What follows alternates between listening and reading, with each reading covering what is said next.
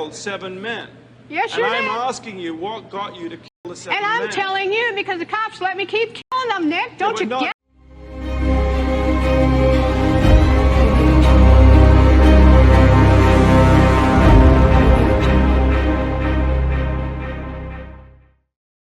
This is the notorious Ted Bundy, who was charged with multiple murders in Florida.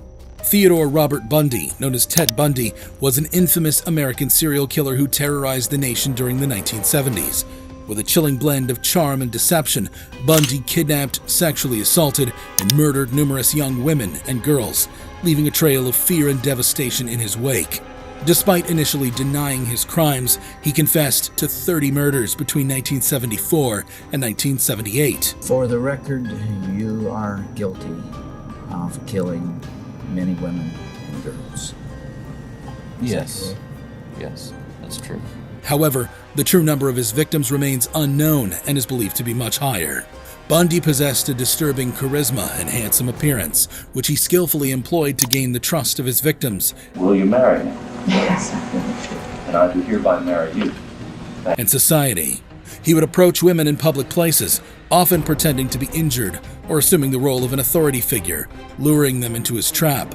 Once he had them under his control, he would render them unconscious and transport them to a different location, where he would ultimately kill them. Shockingly, Bundy would revisit the decomposing bodies, engaging in perverse acts and even collecting grisly souvenirs.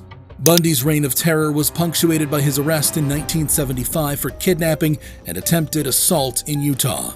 This led to him being linked to a growing number of unsolved homicides across multiple states. Bundy orchestrated 2 daring escapes while facing murder charges in Colorado, leading to additional assaults and murders in Florida. Eventually, he was recaptured in 1978.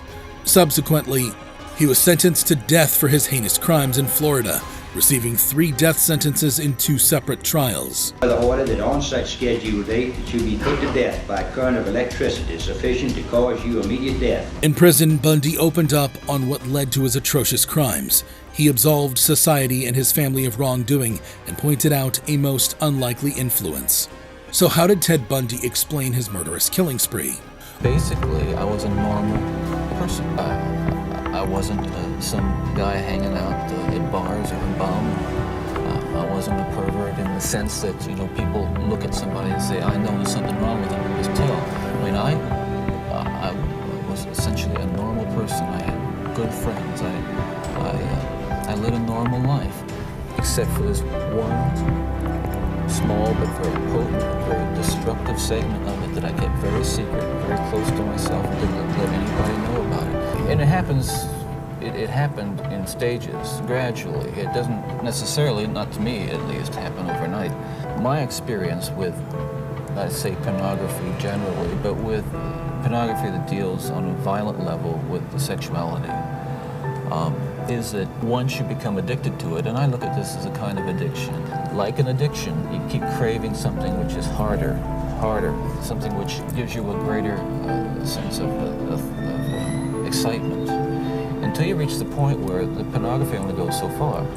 You reach that jumping off point where you begin to wonder if maybe actually doing it will give you that which is beyond just reading about it or looking at it. On January 24th, 1989, Bundy was executed at the Florida State Prison in Rayford, meeting his ultimate fate in the electric chair.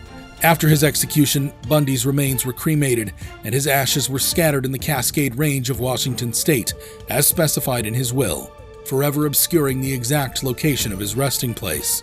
Ted Bundy's crimes were horrible.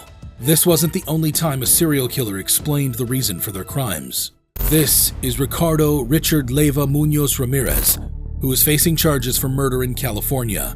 I didn't particularly care for people. Richard Ramirez, known as the Night Stalker, was an American serial killer and sex offender who carried out a crime spree in California between June 1984 and August 1985. Ramirez developed an interest in Satanism and the occult and frequently used cocaine.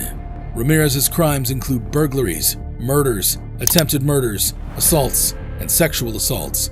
His home invasion and murder spree terrorized the greater Los Angeles area and later the San Francisco Bay Area for 14 months. He used various weapons and murder methods, including handguns, Knives, a machete, a tire iron, and a claw hammer. Ramirez displayed extreme violence, often torturing and degrading his victims. Even experienced police officers were shocked by the violence. He would force them to profess their love for Satan or make them swear to Satan that there were no more valuables left in their homes.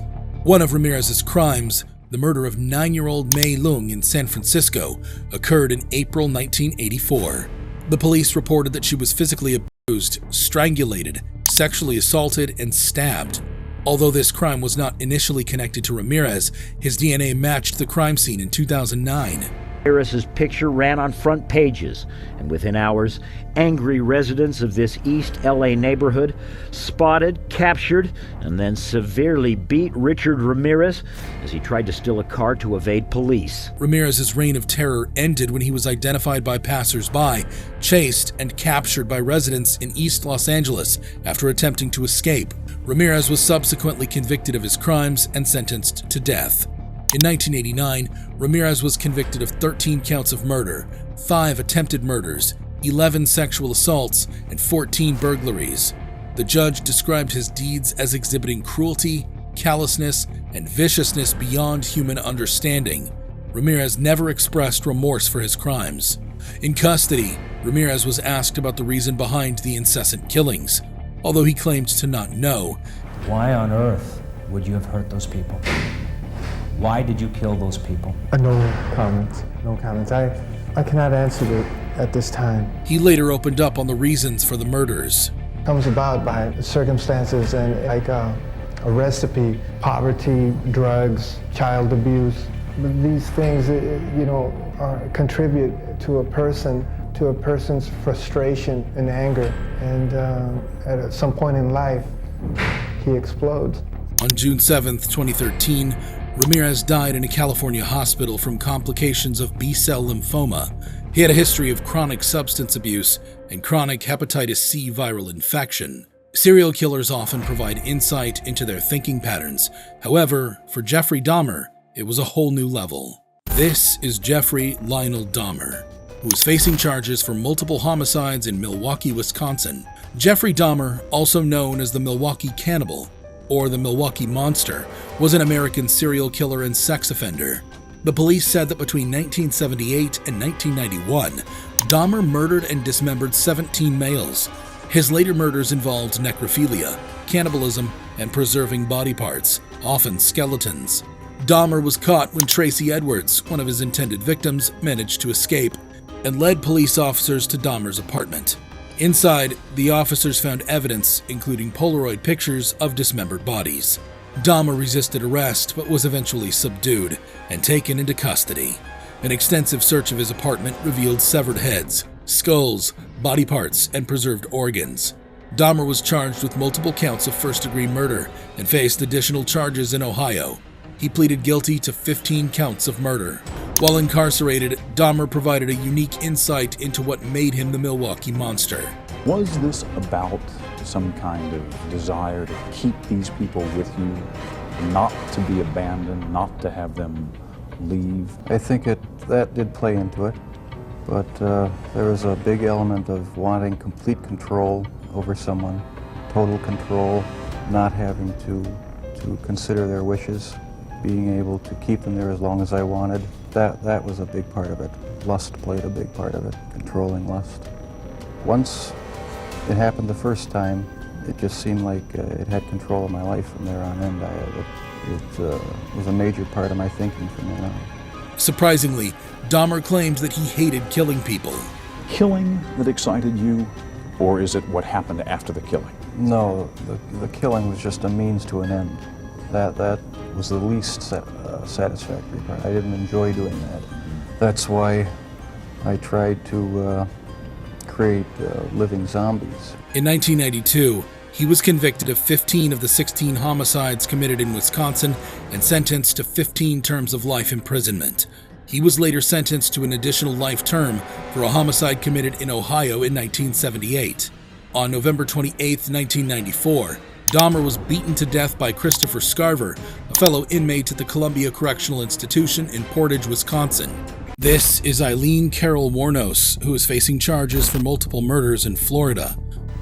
a hitchhiking hooker turning tricks from exit to exit on Florida's interstate highways. Wournos committed several murders while working as a street prostitute along the highways of Florida from 1989 to 1990. She fatally shot and robbed not one or two, not even three, but 7 of her male clients. So what caused Aileen to go on such a murderous rampage? Well, growing up, Wournos had a troubled childhood. Her father was incarcerated at the time of her birth, and her mother abandoned her and her brother when she was just 4 years old. They were left in the care of their maternal grandparents, who had their own struggles with alcoholism. Wournos revealed that her alcoholic grandfather had sexually assaulted and beaten her during her childhood. At just 14, Wournos became pregnant after being sexually taken advantage of by a friend of her very own grandfather. She gave birth to a baby boy. Given her age, her son was immediately taken for adoption. Shortly after, she dropped out of school and was left to fend for herself. With no support system, Wournos turned to prostitution and lived a nomadic life in the woods near her old home. Fast forward to her killing spree. Wournos targeted men between the ages of 40 and 65, taking the lives of 7 individuals within just 1 year.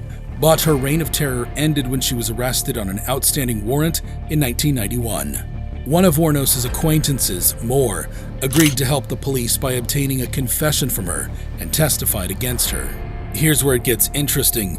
Wournos' defense remained consistent throughout her trial. She claimed that all 7 of her murders were done in self-defense. It's a hell of a lot of men I went through before the next jerk came along and I used protection. At least that's what she argued in court. That is, until investigators were able to prove the exact opposite happened for a couple of Aileen's cold murders. It was impossible to be a self-defense argument. We were able to prove that in several of them, the men were actually running away from her. They were shot in the back. In one instance, a man was prone on the ground. His vertebrae had been severed. He was paralyzed, and she shot him in the head from a downward angle. In court, Wournos was anything but remorseful for her actions. Nonetheless, Yeah. you killed 7 men. Yes, you And I'm did. asking you, what got you to kill the 7 And men? I'm telling you because the cops let me keep killing them, Nick. Don't you get it? With all of the evidence brought forward, and the lack of sympathy or remorse that was shown from Aileen throughout the trial, there was only one thing left for the judge to do: sentence her to death. Watch how this cold-blooded murderer reacted to her sentence. May your wife and kids get putting somebody who was to death. Wournos initially refused to take responsibility for her actions, but after spending 10 years on death row, she wrote a long letter to the Florida Supreme Court explaining her actions. Wournos stated that she hates human life and would kill again. Robbed them and I killed them as cold as ice. And I'd do it again too. And I know I'd kill another person because I've hated humans for a long time. No sense in keeping me alive because I just would absolutely kill again. I've got too much anger, too much hatred in me. Unfortunately, Wournos' story ended sadly. After spending years on Florida's death row, she was executed via lethal injection on October 9th, 2002. However terrible you think Wournos' explanation was, Lynn Sells' reason for committing multiple murders is more outrageous. This is Tommy Lynn Sells, who is facing charges for several murders in Texas. Lynn Sells is an American serial killer known for his heinous crimes. Sells was convicted of 1 murder, but authorities believe he may have been responsible for a staggering 22 killings. Sells says he doesn't know the exact number of his victims, but claimed to have taken over 70 lives.